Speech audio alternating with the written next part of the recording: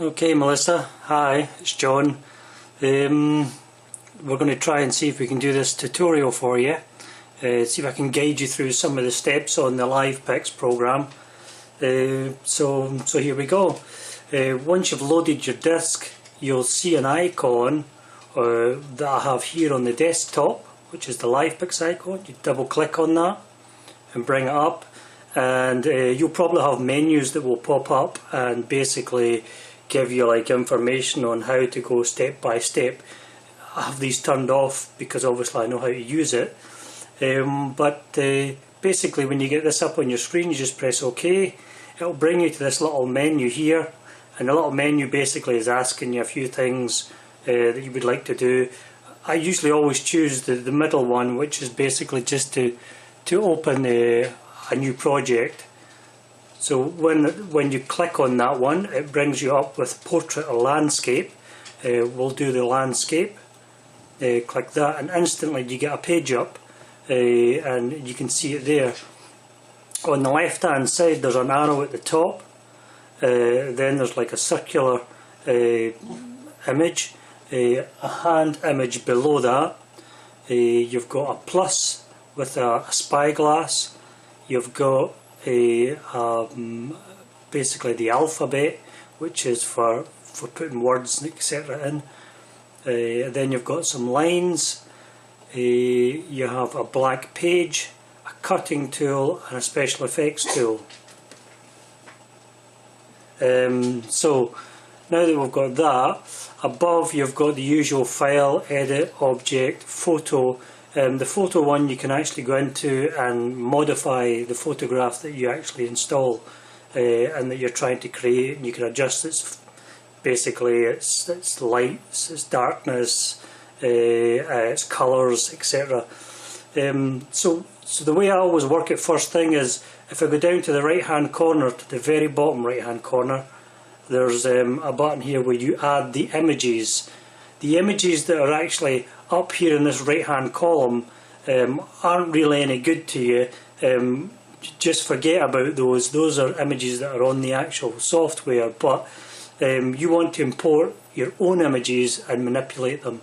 So how you do that is you click on this bottom right hand corner and it'll bring up your basically one of your desktop features where you keep your images.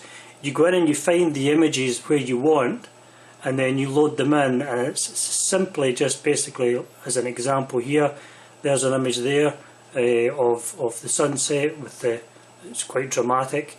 You press on it and then you press open, and it instantly brings it over here to this side and loads it into this column.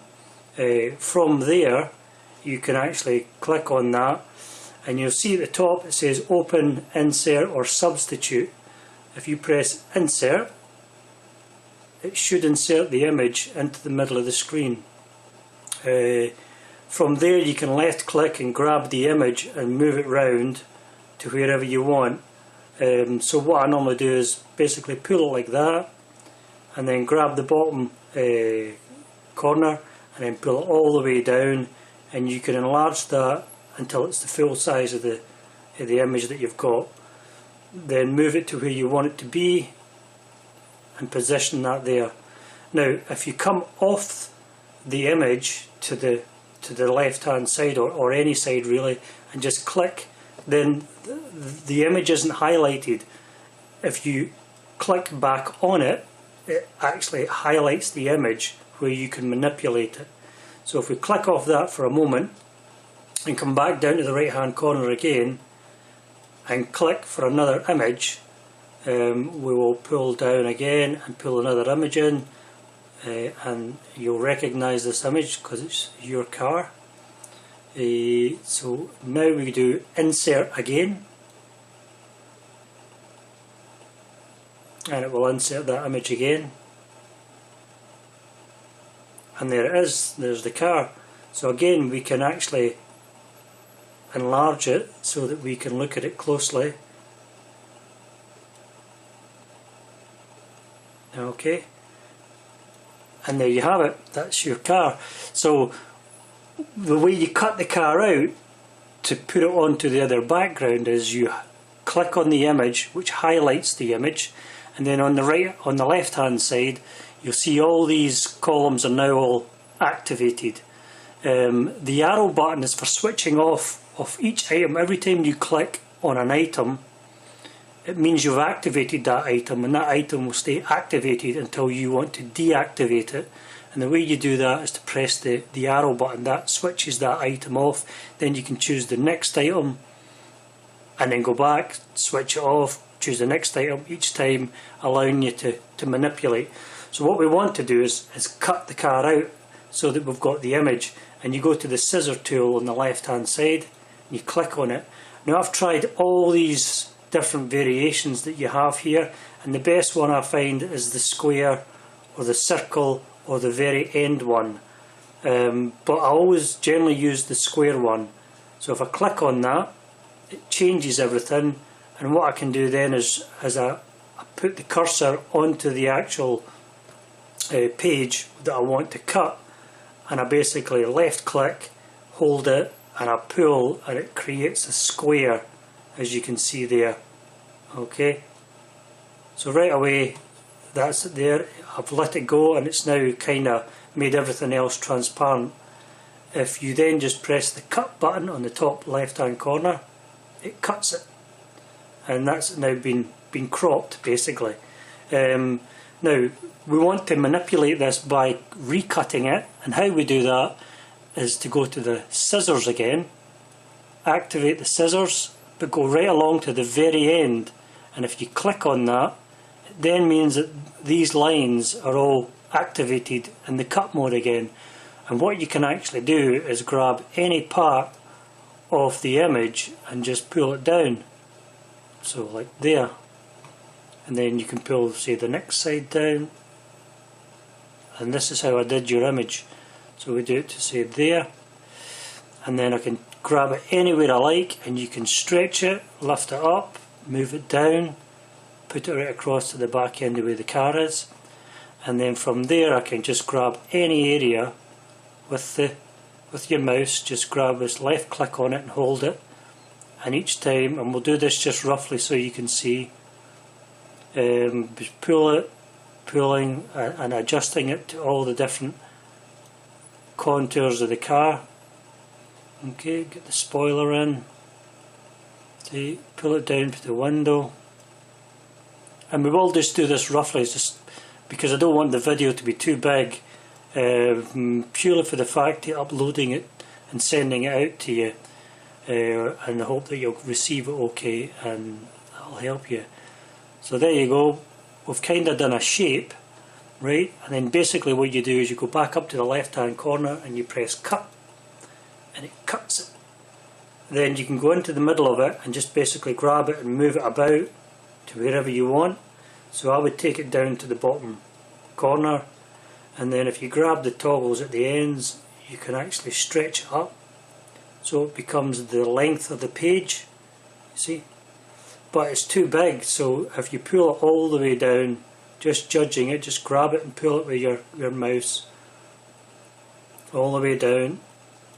Eventually you'll get it where you want, but you can also click off the car and click onto the background, and if you want to see more of that, you can lift it up, and just keep lifting it until you get it where you like it. So that looks pretty good there, and then click off, and there is partly the first stages of creating the image where the car's got a new background. Now if you click on the car image again, it highlights it, and it brings up these menus at the top left. So you've got opacity and you've got edging. What the edging does is it's got a sharp part there, which means that this is at its lowest point. So these edges are really sharp at the moment, and you can see they've been cut. Then it's got a smudging. So this basically does a smudging effect. If you just pull it, say 3 or 4, and let it go, and then click off it, you'll see that all the edges are now smoother than they were. So you can actually blend it to the background a little and make it look more natural so that it's actually there. Again, if you click on the car and say you wanted to see what was behind the car, The opacity is a great tool because you can actually click any way you want on it and it'll actually take the car out, and you can see there that the car's now showing you things in the background. It lets you see through things, and you can actually then manipulate and get things to actually work. So again, we'll bring that back up. And if you want, what you can actually do is you can go on to the hand gesture here, that one basically. If I click on this and then press the hand gesture, it means that I can grab this and move it round wherever I want to basically move it and keep it going. Whenever it comes to like if you want to say like install like your name as an example, like Melissa, you can then basically choose like what kind of font you would like to use. Would you like it to be fancy or like that? So if we press OK, it then brings it up here in the middle. If you look, you can enlarge that and bring it up really quite big, and there it's there. But obviously it's black, so you can change the colour by going up to the top left hand corner. As long as the writing is highlighted, then you can change it by just clicking on it, put it on yellow, press OK, and it will change it to yellow, and we can lift it up here. And there's the name. So if I click off that, you can now see your name is written above in yellow. And again, you can basically, if you click back on it, you can make it more transparent by cutting round a little bit like that, or back up again.